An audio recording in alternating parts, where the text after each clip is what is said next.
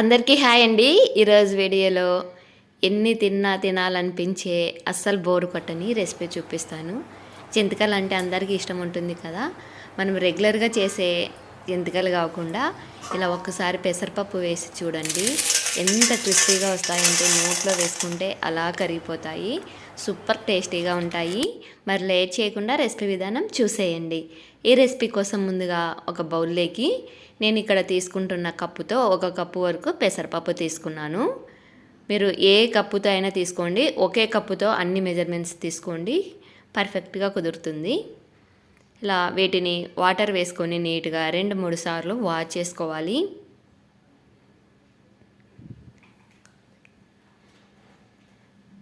ఇలా నీట్గా వాష్ చేసుకున్న తర్వాత మునిగే వరకు వాటర్ వేసుకొని ఒక 10 మినిట్స్ చాలని 10 మినిట్స్ నానబెట్టుకోవాలి. పెసరపప్పు కాబట్టి తొందరగానే నానిపోతుంది.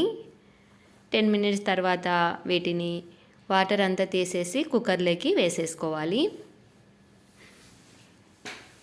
ఈ పెసరపప్పు అంతటిని కుక్కర్లో వేసుకొని ఇందులోకి 1 టేబుల్ స్పూన్ వరకు నెయ్యి వేసుకొని మీడియం ఫ్లేమ్లో వేయించుకోవాలి. వీటిని ఒకలాంటి మంచి అరోమా వస్తుందండి, అంతవరకు వేయించుకుంటే సరిపోతుంది. మరీ కలర్ చేంజ్ అవ్వాల్సిన అవసరం లేదు. ఇలా వేయించుకున్నాక ఇందులోకి మనం ఏ కప్పుతో అయితే పెసరపప్పు తీసుకున్నామో అదే కప్పుతో 3 కప్పుల వరకు వాటర్ తీసుకొని 3 విజిల్స్ వచ్చే వరకు ఉడికించుకోవాలి. ఇక్కడ వారన అంచులున్న పెసరపప్పు అంతటిని ఇలా తీసేసుకొని నీట్గా సెట్ చేసుకొని పెట్టుకోండి. అప్పుడు ఈవెన్గా అన్నీ ఉడికిపోతాయి, లేదంటే అక్కడక్కడ అంచులకి గట్టిగా ఉంటాయి. ఇలా 3 విజిల్స్కి అయితే మనకి బాగా మెత్తగా ఉడికిపోతుంది. ఈ పప్పుని పూర్తిగా చల్లారనివ్వాలి. ఇది పూర్తిగా చల్లారిపోయిందండి. ఇప్పుడు ఈ పేస్ట్ని మిక్సీ జార్లోకి వేసుకొని ఒకసారి మెత్తటి పేస్ట్ లాగా గ్రైండ్ చేసుకోవాలి. ఇక్కడ మనము మురుకులు గొట్టంలోకి వేయాలి కాబట్టి మిక్సీలో వేయకపోతే అక్కడక్కడ పలుకున్నా కూడా మనకి పిండి కిందికి దిగదు. సో అంతా మిక్సీ జార్లోకి వేసుకొని ఒకసారి ఇలా పేస్ట్ లాగా గ్రైండ్ చేసుకోవాలి. ఇలా స్మూత్గా ఉంటుంది. ఈ పేస్ట్ అంతటిని ఒక ప్లేట్లోకి తీసేసుకోవాలి.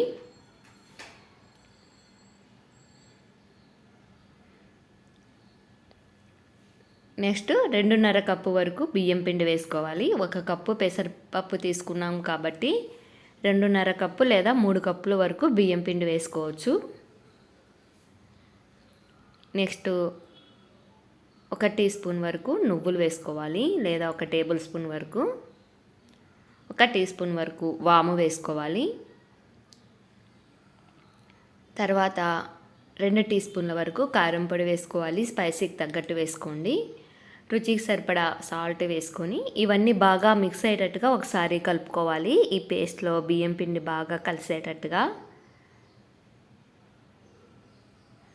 స్పైసీగా వామ్ ఫ్లేవర్తో సూపర్ టేస్టీగా ఉంటాయండి. మీరు ఒక్కసారి ట్రై చేసి చూడండి.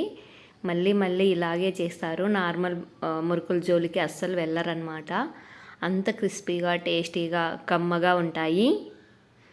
ఇలా బాగా కలిపేసుకున్నాక కొద్దిగా వాటర్ యాడ్ చేసుకొని పిండిని కలుపుకోవాలి. చాలా తక్కువ వాటరే పడతాయి. పిండిని కొంచెం గట్టిగానే కలుపుకోవాలి. లూజ్గా కలుపుకున్నామంటే ఎక్కువ ఆయిల్ లాగేస్తాయి.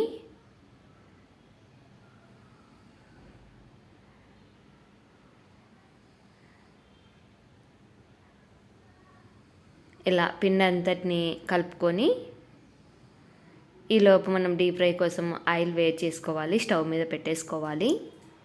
మనం ఒక్కసారి చేసి పెట్టుకున్నామంటే ఎన్ని రోజులైనా నిల్వ ఉంటాయండి, అస్సలు పాడవవు.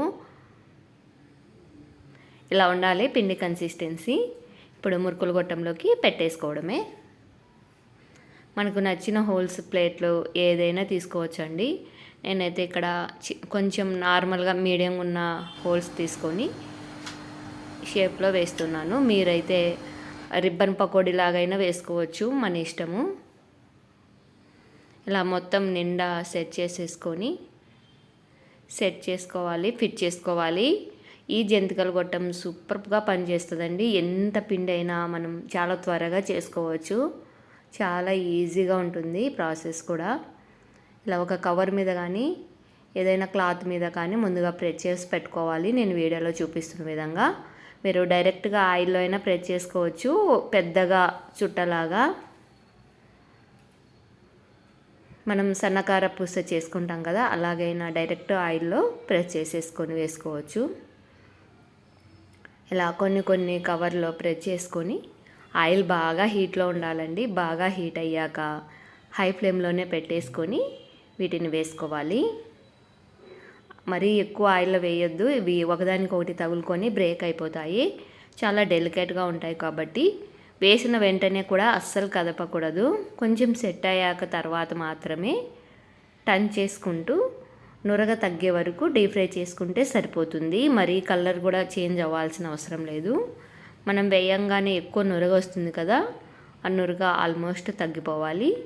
అలా వస్తే మనకి క్రిస్పీగా వేగినట్టు. చూసారు కదా, మొత్తం నురగ అంతా తగ్గిపోయింది. ఇలా వచ్చాక తీసేసుకోవడమే. మీరు ఈ వీడియో చూశాక ట్రై చేస్తే మాత్రం ఎలా వచ్చాయో మీ ఫీడ్బ్యాక్ని నాకు ఖచ్చితంగా కామెంట్లో చెప్పండి.